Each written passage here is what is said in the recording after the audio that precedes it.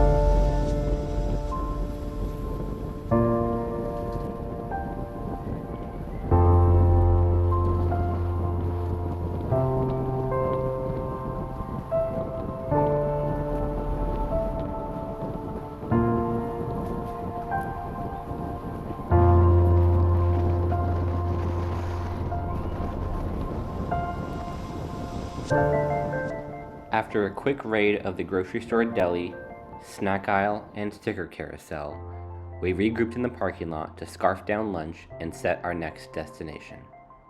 It was a deciding moment on if we were going to head back south along the western coast to visit Ruby Beach and camp on the coast once again, or continue back east along the 101 towards Lake Crescent.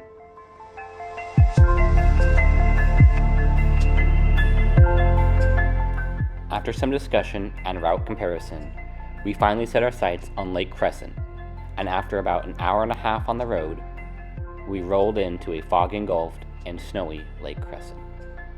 We lined our rigs up for some photos, walked along the little bit of beach that was left to stretch our legs, and said a quick goodbye to Austin, who unfortunately had to head back home.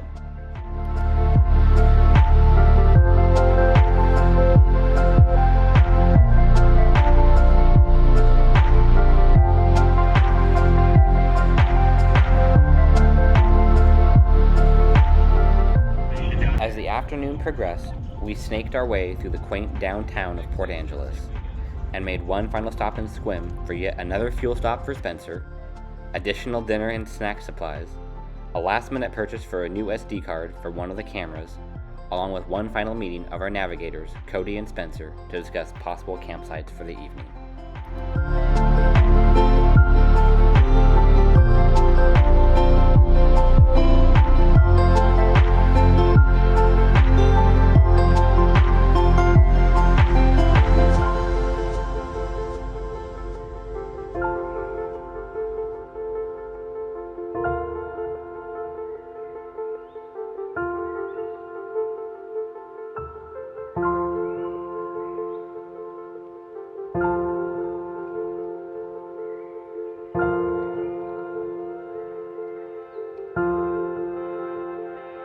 Fuel tanks filled, dinner and snack supplies on hand, a new SD card installed, and a campsite coordinate pinned, we were off once again. We wound our way through Sequim, eventually turning up a side road that led us through acres of snow-covered farmland, and as daylight started to slowly fade, the pavement eventually returned us to the dirt trails lined by snow-covered trees. We wound our way down several miles of steep, winding, snow-covered trails, and just outside the Dungeness Forks campground, we came across a turnout that was about a mile and a half out from the coordinates Cody and Spencer had originally pinned.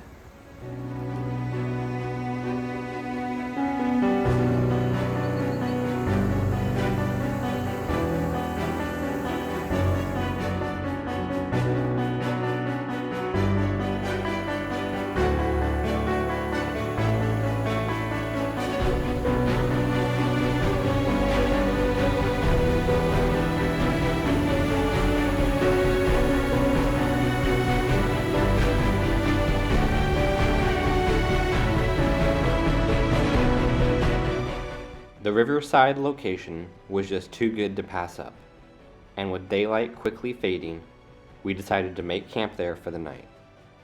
Tents were opened, string lights strung, and the fire built in record time.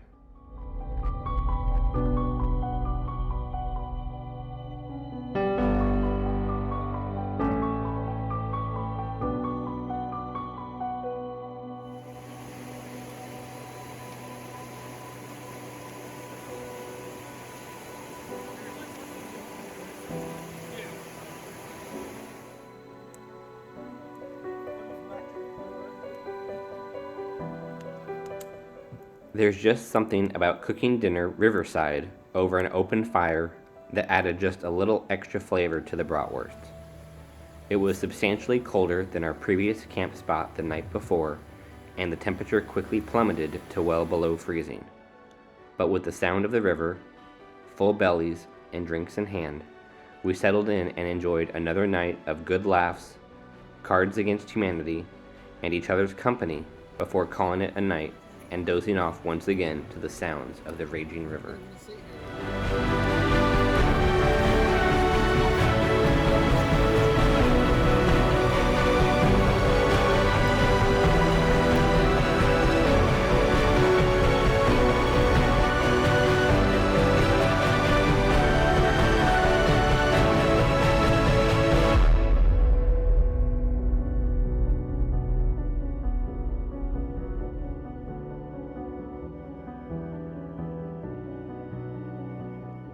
Coming up on the third and final episode of our Olympic Peninsula Winter Adventure series, we battle icy and snow-covered trails, breaking out the shovels and four-wheel drive one last time in hopes of getting to one final lookout, and wind our way back south along the Olympic Peninsula, homeward bound.